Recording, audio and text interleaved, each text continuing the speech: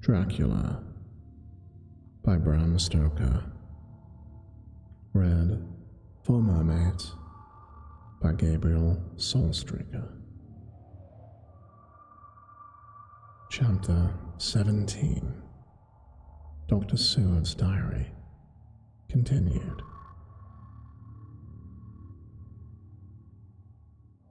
When we arrived at the Berkeley Hotel, Van Helsing found a telegram waiting for him. "I'm coming up by train. Jonathan at Whitby. Important news. Mina Harker." The professor was delighted. "Ah, that wonderful Madame Mina," he said. "Pearl among women. She arrived, but I cannot stay. She must go to your house, friend John. You must meet her at the station. Telegraph her en route, so that she may be prepared."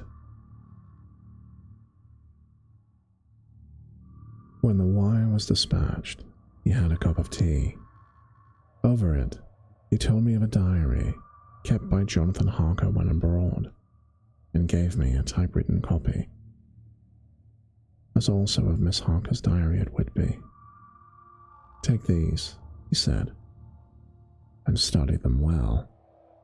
When I have returned, you must be master of all facts, and we can better enter our inquisition. Keep them safe, for in them is much treasure. You will need all your faith, even you who have had such an experience as to that of today.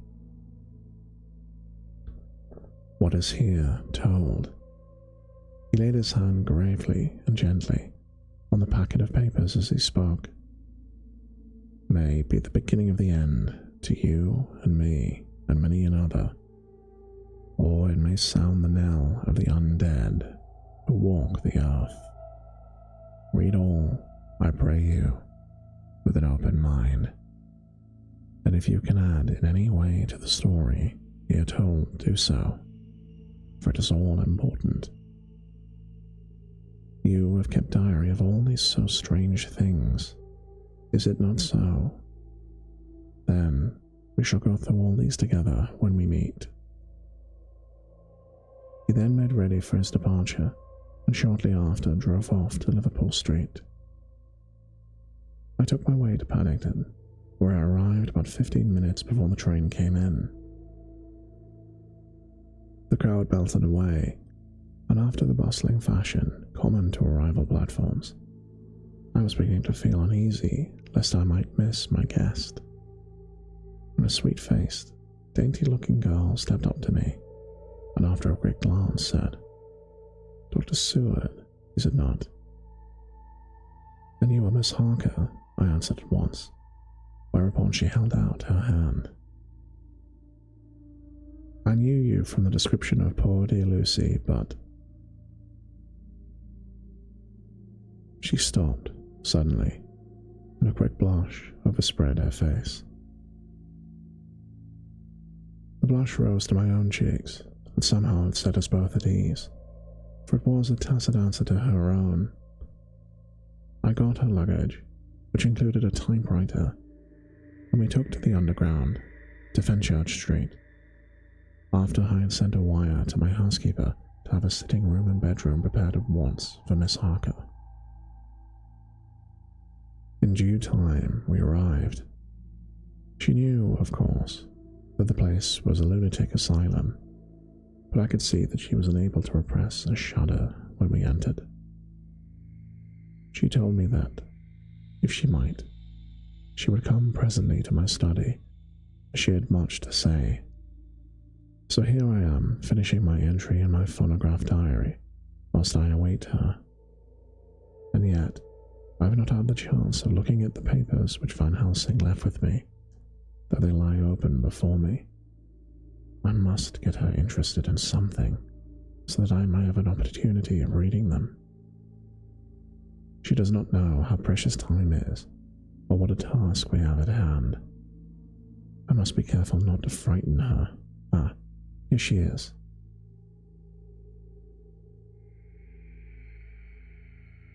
Mina Harker's journal. 29th of September. After I had tidied myself, I went down to Dr. Seward's study. At the door I paused a moment, for I thought I heard him talking with someone. As, however, he had pressed me to be quick, I knocked at the door. And on his calling, "Come in," I entered. To my intense surprise, there was no one with him. He was quite alone, and on the table opposite him was what I knew at once from the description to be a phonograph. I had never seen one, and was much interested. "I hope I did not keep you waiting," I said. "But I stayed at the door as I heard you talking. I thought there was someone with you." "Oh," he replied with a smile. "I was only entering my diary." "Your diary?" I asked him in surprise. "Yes," he answered. "I keep it in this." As he spoke, he laid his hand on the phonograph. I felt quite excited over it and blurted out, "Why, this beats even shorthand. May I hear it say something?" "Certainly," he replied with alacrity, and stood up to put it on train for speaking. Then he paused, and a troubled look overspread his face. "The fact is," he began awkwardly, "I only keep my diary in it, and as it is almost entirely about my cases, it may be awkward. That is, I mean..." He stopped, and I tried to help him from his embarrassment. "You helped to attend dear Lucy at the end. Let me hear how she died. For all that I know of her, I should be very grateful. She was very, very dear to me."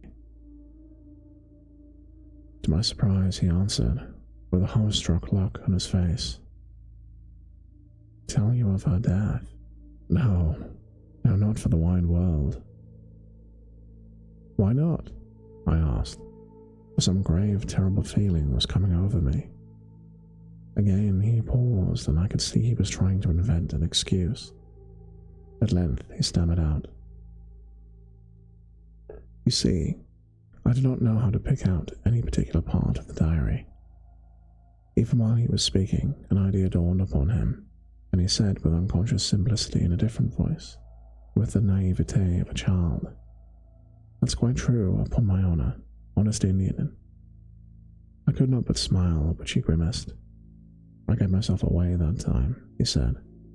"But do you know that, although I have kept the diary for months past, it never once struck me how I was going to find any particular part of it, in case I wanted to look it up."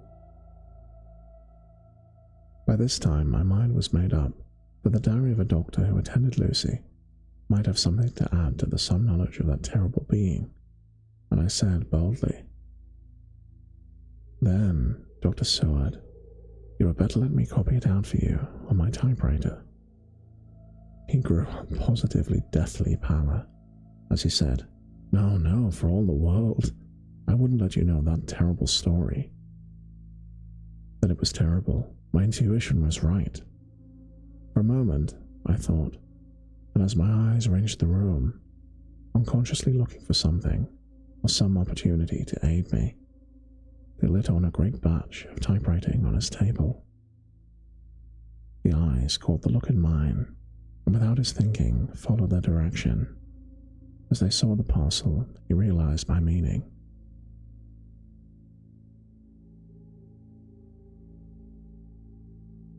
"You do not know me," I said.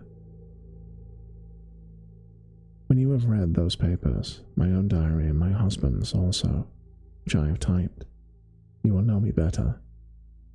I have not faltered in giving every thought of my own heart in this cause.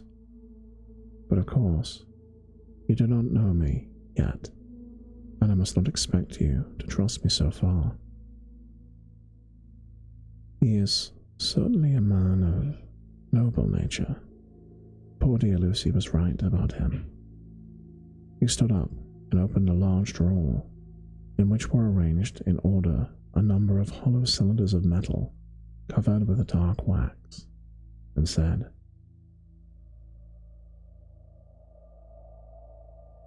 "You are quite right. I did not trust you because I did not know you, but I know you now. And let me say, I should have known you long ago. I know that Lucy told you of me. She told of me to you also. May I make the only atonement in my power? Take the cylinders and hear them. The first half dozen of them are personal to me. They will not horrify you, and then you will know me better. Dinner will then be ready.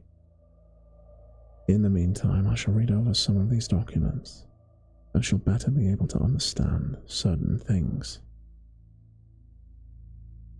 He carried the phonograph himself up to my sitting room and adjusted it for me.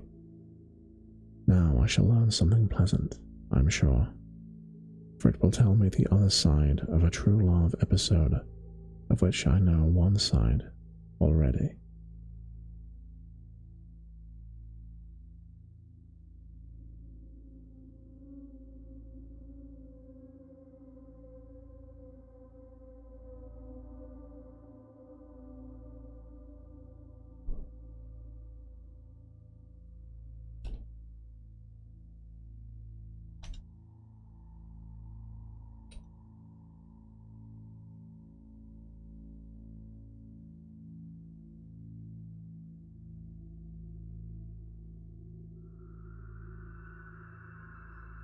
Dr. Seward's Diary, 29th of September.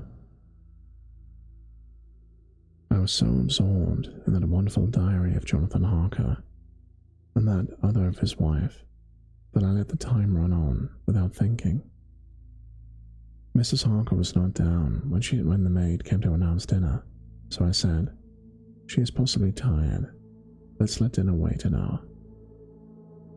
But I went home with my work.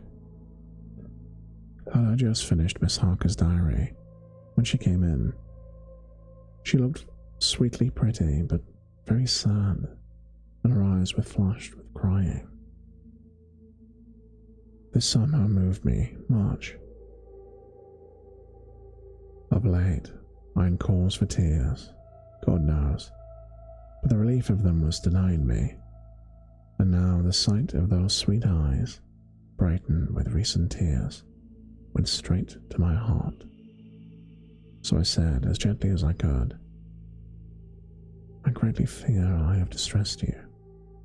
"Oh no, not distressed me," she replied, "but I have been more touched than I can say by your grief. That is a wonderful machine, but it is cruelly true. It told me, in its very tones, the anguish of your heart. It was like a soul crying out to God. No one must hear them ever spoken again. See, I have tried to be useful. I've copied out the words on my typewriter, and none other need now know or hear your heartbeat, as I did. No one ever need know. She'll ever know," I said in a low voice. She laid her hand on mine and said gravely, "Ah, but they must." "Must? But why?" I asked. "Because it is part of a terrible story, a part of dear Lucy's death, and all that led to it. Because in the struggle which we have before us to rid the earth of this terrible monster, we must have all the knowledge and all the help which we can get. I think the cylinders which you gave me contain more than you intended me to know, but I can see that there are on your record many lights to this dark mystery. You will let me help, will you not? I know all up to a certain point, and I see already, through your diary, which only took me to the 7th of September, how poor Lucy was beset, and how her terrible doom was wrought out. Jonathan and I have been working day and night since Professor Van Helsing saw us. He has gone to Whitby to get more information, and he will be here tomorrow to help us. We need have no secrets amongst us. Working together with absolute trust, we can surely be stronger than if some of us were in the dark." She looked at me so appealingly, and at the same time manifested such courage and resolution in her bearing, that I gave in at once to her wishes. "You shall," I said, "do as you like in the matter. God forgive me if I do wrong. There are terrible things of which you have yet to learn, but if you have so far travelled on the road to poor Lucy's death, you will not be content, I know, to remain in the dark. Nay, the end, the very end, may give you a gleam of peace. Come, here is dinner. We must keep one another strong for what is before us. We have a cruel and dreadful task.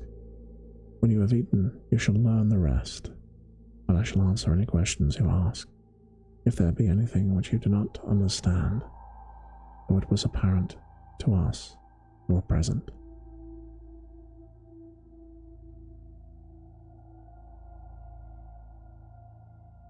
Mina Harker's Journal, 29th of September. After dinner, I came with Dr. Seward to his study. He brought back the phonograph from my room and took my typewriter. He placed me in a comfortable chair, arranged the phonograph so that I could touch it without getting up, and showed me how to stop it in case I would want to pause. Then, he very thoughtfully took a chair with his back to me so that I might be free as possible, and began to read. I put the forked metal to my ears and listened. When the terrible story of Lucy's death and all that followed was done, I lay back in my chair, powerless. Fortunately, I'm not of a fainting disposition. When Dr. Seward saw me, he jumped up with a horrified exclamation, and hurriedly taking a case bottle from a cupboard, gave me some brandy, which in a few minutes somewhat restored me. My brain was all in a whirl, and only that there came through all the multitude of horrors, the holy ray of light that my dear Lucy was at last at peace. I did not think I could have borne it without making a scene. It is all so wild, mysterious, and strange, that if I had not known Jonathan's experience in Transylvania, I could not have believed. As it was, I didn't know what to believe, and so got out of my difficulty by attending to something else. I took the cover off my typewriter and said to Dr. Seward, "Let me write all this out now.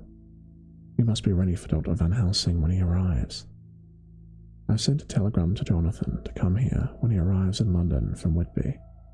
In this matter, dates are everything, and I think that if we get all our material ready and have every item in chronological order, we shall have done much.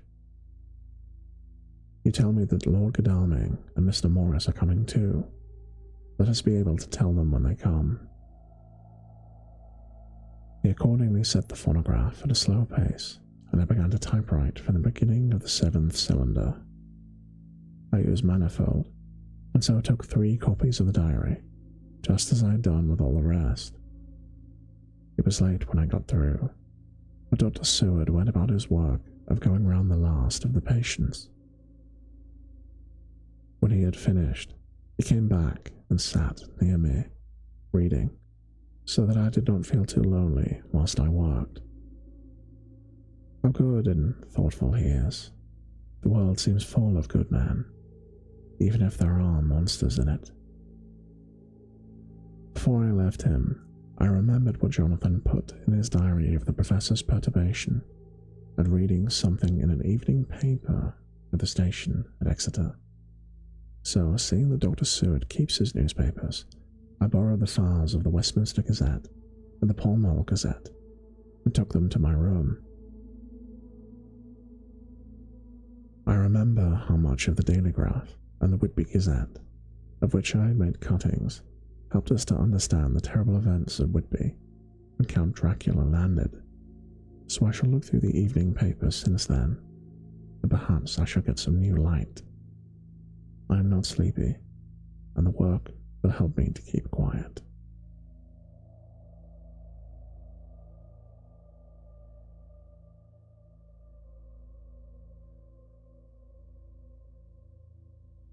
Dr. Seward's Diary,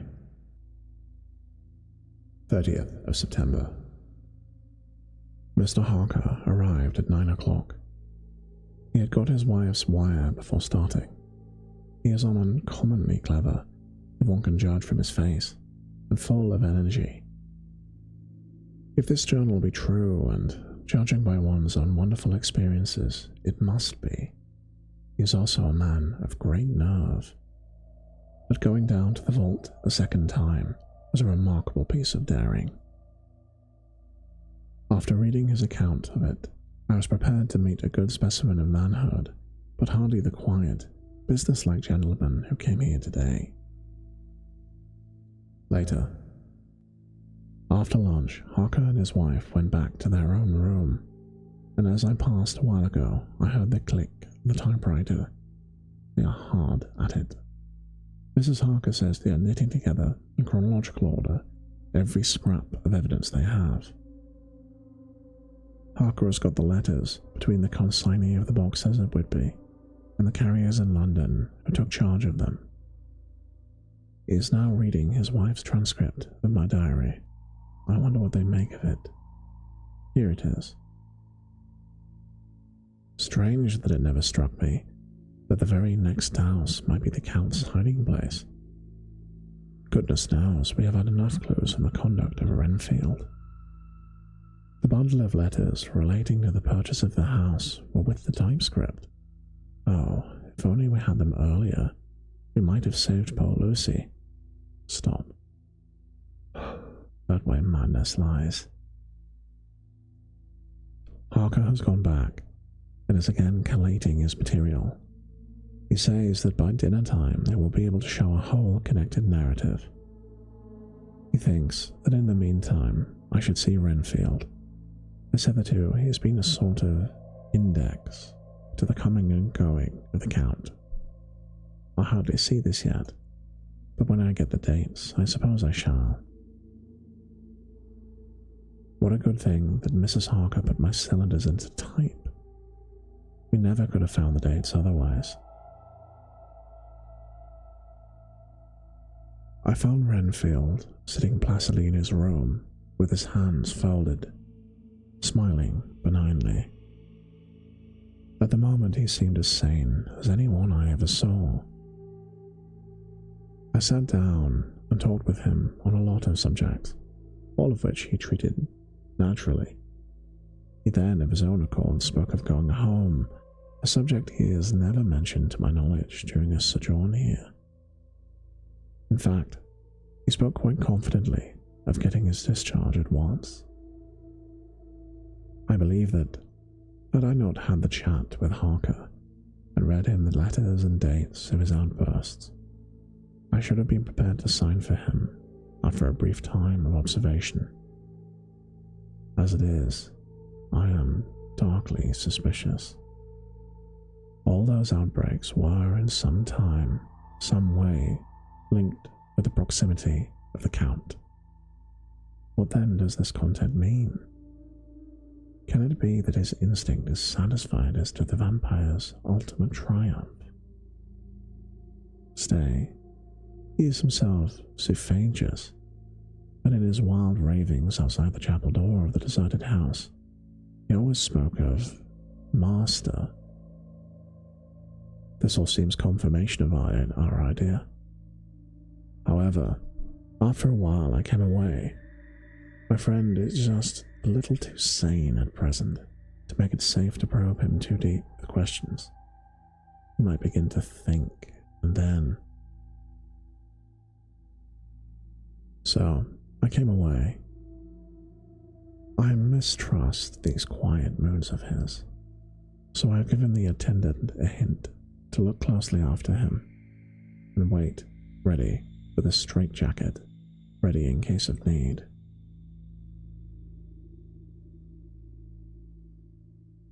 Jonathan Harker's Journal, 29th of September, in train to London. received Mr. Billington's courteous message that he would give any information in his power, I thought it best to go down to Whitby and make, on the spot, such inquiries as wanted. It was now my object to trace that horrid cargo of the Count's to its place in London. Later, we may be able to deal with it. Billington Jr., a nice lad, met me at the station and brought me to his father's house, where they had decided that I must stay the night. They are hospitable with true Yorkshire hospitality, give a guest everything, and leave him free to do as he likes. They all knew that I was busy and that my stay was short, and Mr. Billingham had ready in his office all the papers concerning the consignment of boxes. It gave me almost a turn again to see one of the letters which I had seen on the Count's table before I knew of his diabolical plans. Everything had been carefully thought out and done systemically and with precision. He seemed to have been prepared for every obstacle which might be placed by accident in way of his intentions. To use an Americanism, he had taken no chances, and the absolute accuracy with which his instructions were fulfilled was simply the logical result of his care. I saw the invoice and took note of it. 50 cases of common earth to be used for experimental purposes. Also, the copy of a letter to Carter Peterson and their reply. Both, I got those copies. This was all information Mr. Billington could give me, so I went down to the port and saw the coast guards, customs officers, and the harbour master. They all had something to say of the strange entry of the ship, which was already taking its place in local tradition. But no one could add to the simple description 15 cases of common earth. I then saw the station master, who put me in communication with the men who had received the boxes. Their tally was exact with the list, and they had nothing to add except that the boxes were main and mortal heavy, and shifting them was dry work. One of them added that it was hard lines that there wasn't any gentleman, such like as yourself, Squire, to show some sort of appreciation of their efforts in a liquid form. Another put in a rider that the thirst then generated was such that even the time which had elapsed had not completely allayed it. Needless to add, I took care before leaving to lift, forever and adequately, this source of reproach.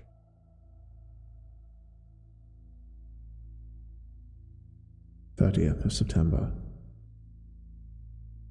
The station master was good enough to give me a line to his old companion, the station master at King's Cross, so that when I arrived there in the morning, I was able to ask him about the arrival of the boxes. He, too, put me at once in communication with the proper officials, and I saw that their tally was correct with the original invoice.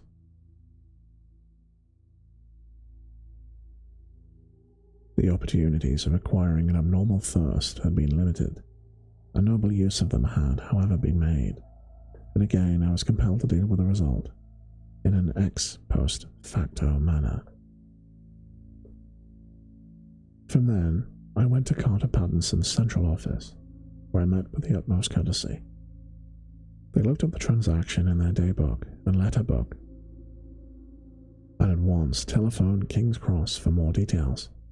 By good fortune, the men who did the teaming were waiting for work, and the official at once sent them over, sending also by one of them the waybill and all the papers connected with the delivery of the boxes at Carfax.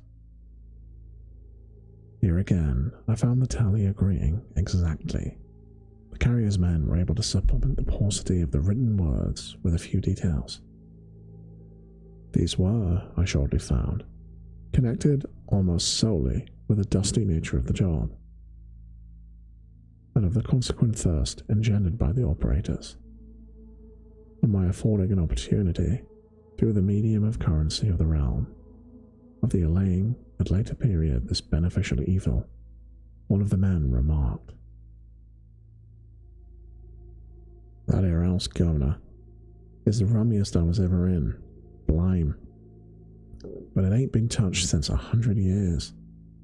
There was dust that thick in the place, you might have slept on it without hurting your bones. And the place was neglected that you might have smelled old Jerusalem in it. But the old chapel, that took the cake, that did. Me and me mate, we thought we'd never get out quick enough. Lord, I wouldn't take less than a quid moment to stay there out of the dark. Having been in the house, I could well believe him. But if he knew what I knew, he would think I've raised his terms. Of one thing, I am now satisfied. That all the boxes which arrived at Whitby from Varna and the Demeter were safely deposited in the old chapel at Carfax. There should be 50, unless any have since been removed. As from Dr. Seward's diary, I fear. I shall try to see the carter took away the boxes from Carfax when Renfield attacked them. By forming up this clue, we may learn a good deal. Later. Mina and I have worked all day, and we have put all the papers into order.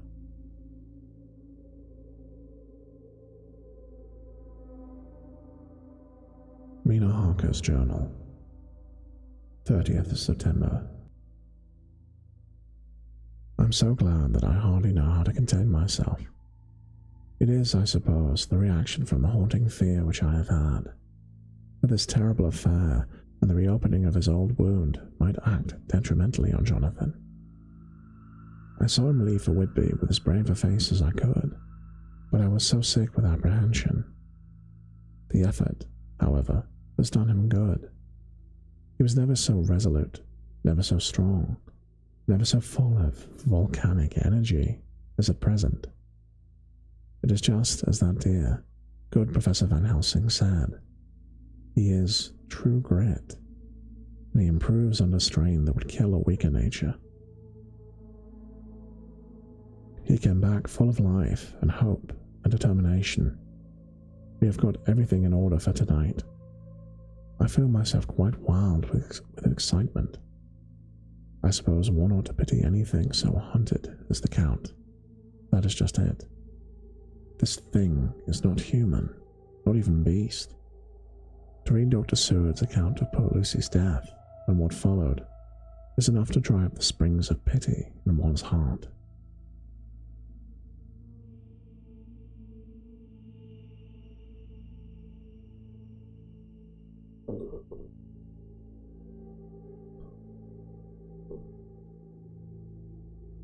Later. Lord Godalming and Mr. Morris arrived earlier than we expected.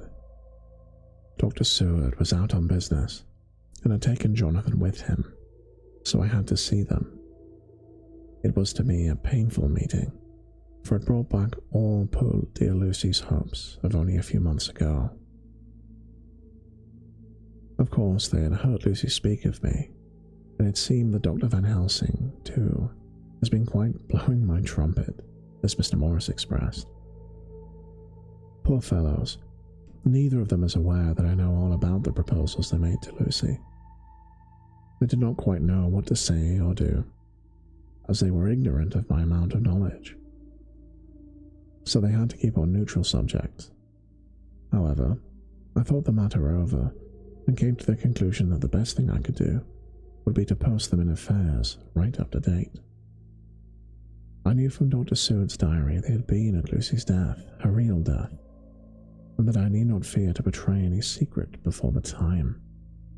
So I told them, as well as I could, that I had read all the papers and diaries, and that my husband and I, having typewritten them, had just finished putting them in an order. I gave them each a copy to read in the library. When Lord Godalming got this and turned over, "It does make a pretty good pile," he said. "Did you write all this, Mrs. Harker?"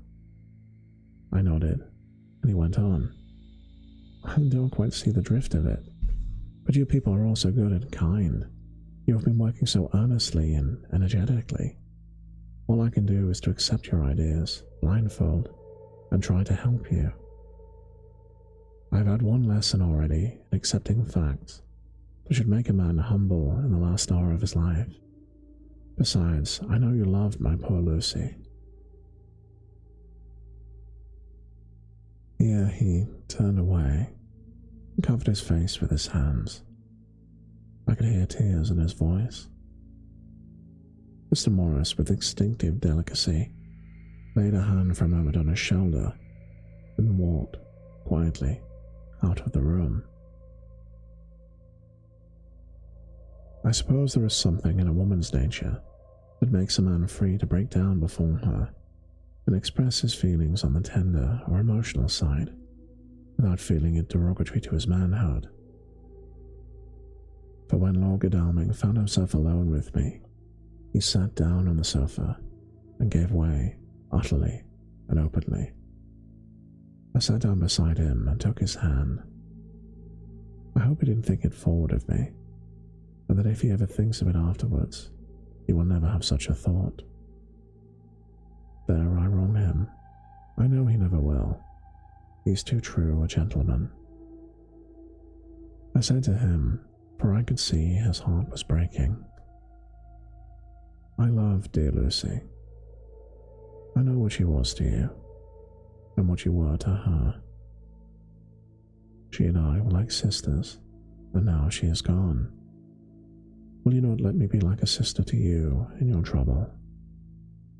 I know what sorrows you have had, though I cannot measure the depth of them. If sympathy and pity can help in your affliction, won't you let me be of some service, for Lucy's sake? In that instant, the poor fellow was overwhelmed with grief.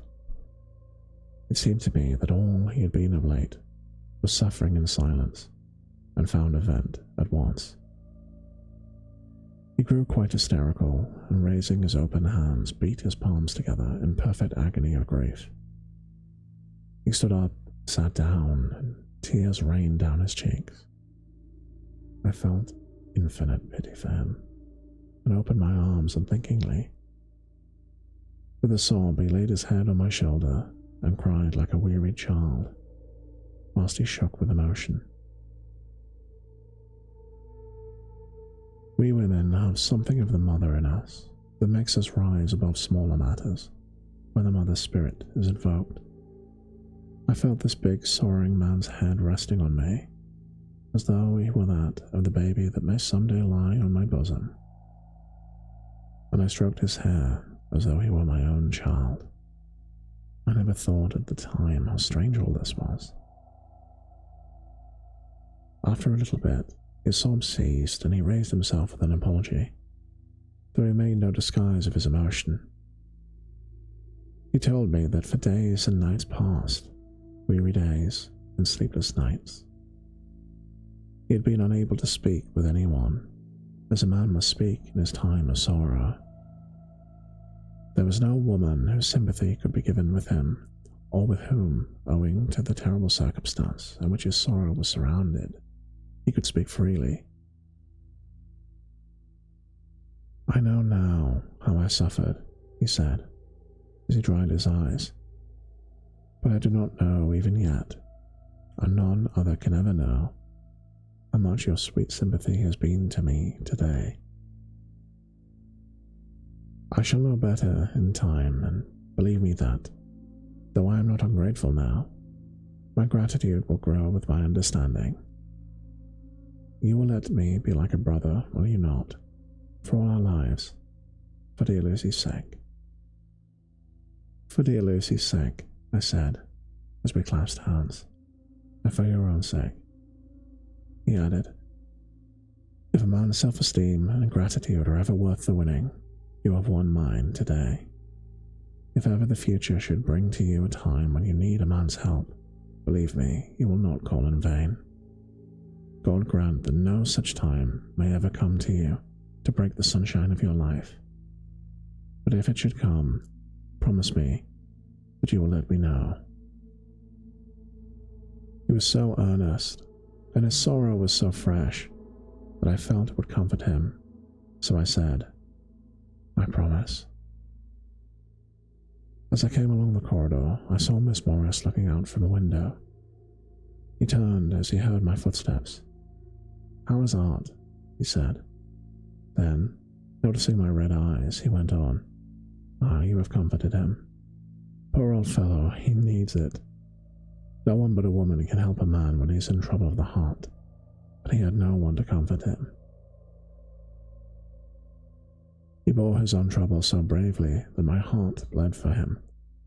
I saw the manuscript in his hand, and I knew that when he read it, he would realize how much I knew. So I said to him, I wish I could comfort all you who suffer from the heart. Will you let me be your friend? Will you come for me in comfort if you need it? You will know later on why I speak." He saw that I was in earnest, and stooping, took my hand and raised it to his lips and kissed it. It seemed but poor comfort to so brave and unselfish a soul, and impulsively I bent over and kissed him.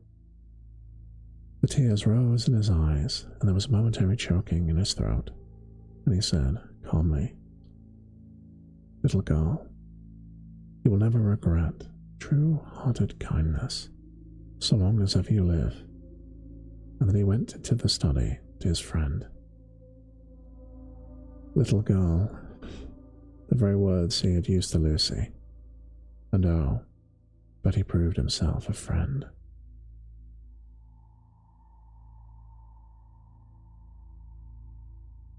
And thus concludes Chapter 17.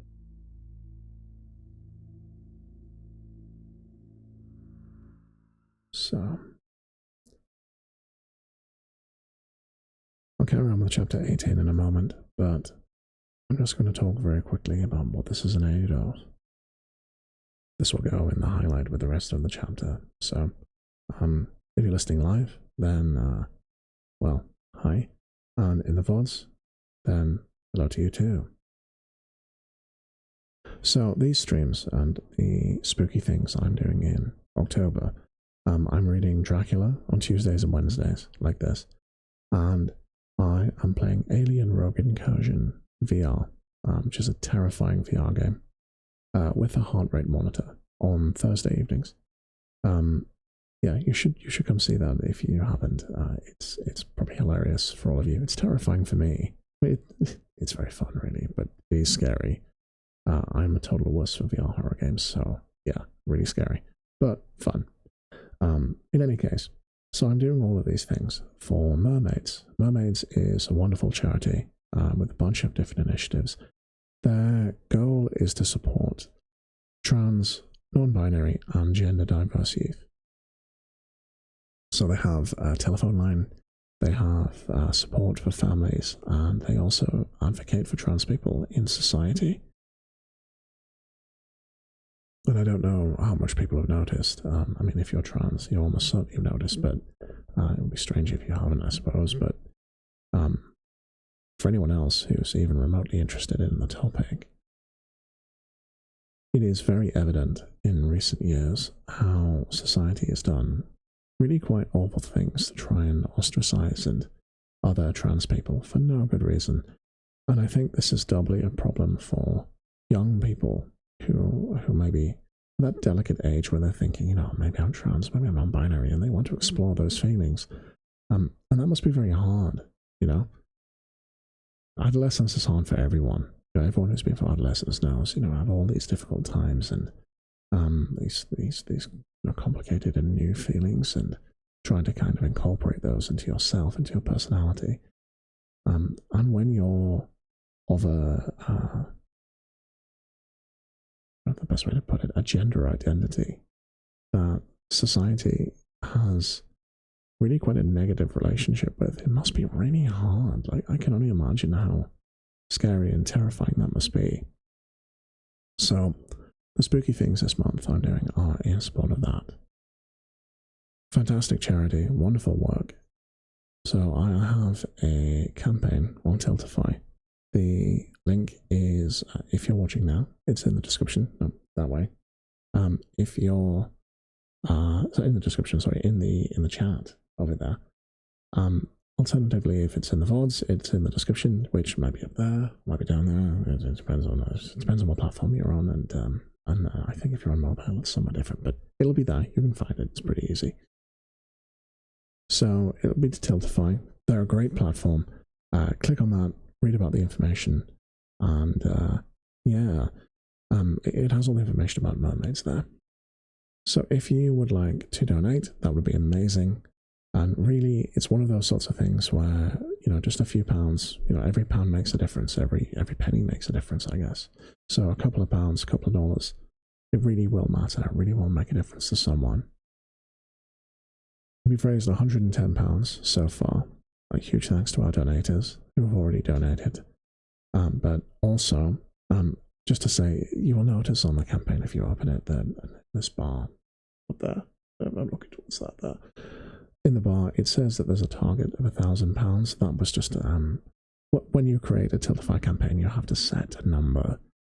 So I picked £1,000 just as a, you know, just as a rough idea. You know, it isn't like Kickstarter. You know, they're not going to receive the money if we don't raise £1,000. They will receive every penny. So yeah, please donate if you can, if you're fortunate enough to be able to. But, you know, maybe you're not, you know, and that's fine. You know, I totally understand. You know, things are difficult, times are hard. Everybody would love to support charities, but not all of us can, and that's cool. But if you can't, then if you know anyone that you think might be interested, please send the link to them, put the link in front of them, and maybe they will donate. Alternatively, if they don't, or if you don't know anyone, sorry, you're just kind of here watching, you know, that's great. Welcome. You are absolutely welcome to be here. And just by being here, you're increasing the numbers on the video and the VODs and the stream. You might pull in other people, and those other people might donate themselves. So whether you are donating, sharing, or just watching, in advance, on behalf of mermaids, thank you.